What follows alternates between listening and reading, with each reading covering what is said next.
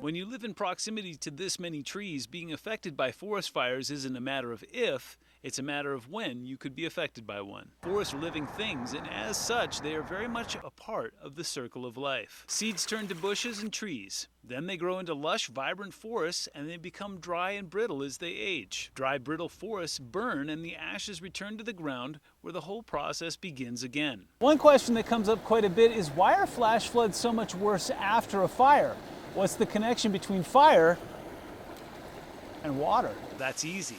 After a fire, not only is there a lot of loose debris such as coal, rocks, and branches that can easily be moved by the flows that come with heavy rains, but fires tend to lay waste to root structures that keep the ground cover in place, making mudslides more possible. When heavy rains fall, like the ones we saw earlier this week in Fremont County and the ones we've seen near the Waldo Canyon burn scar, the water scoops up all of the loose mud, wood, and rocks and sends them toward creek beds that have no hope of handling that kind of volume in such a short period of time. The results can range from inconvenient to catastrophic. Nature is governed by cycles. Day turns to night, and night turns to day. New becomes old, and old becomes new again.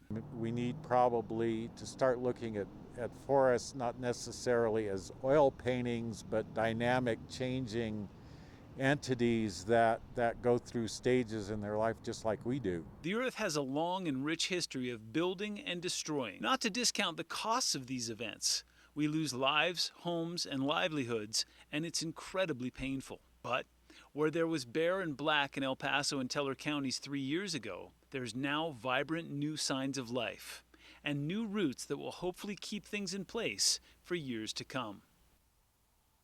Do you have a weather wonder? Drop me a line at facebook.com/WX Mike Everett, twitter.com WX Mike Everett, or just a good old-fashioned email at mike.everett@krdo.com.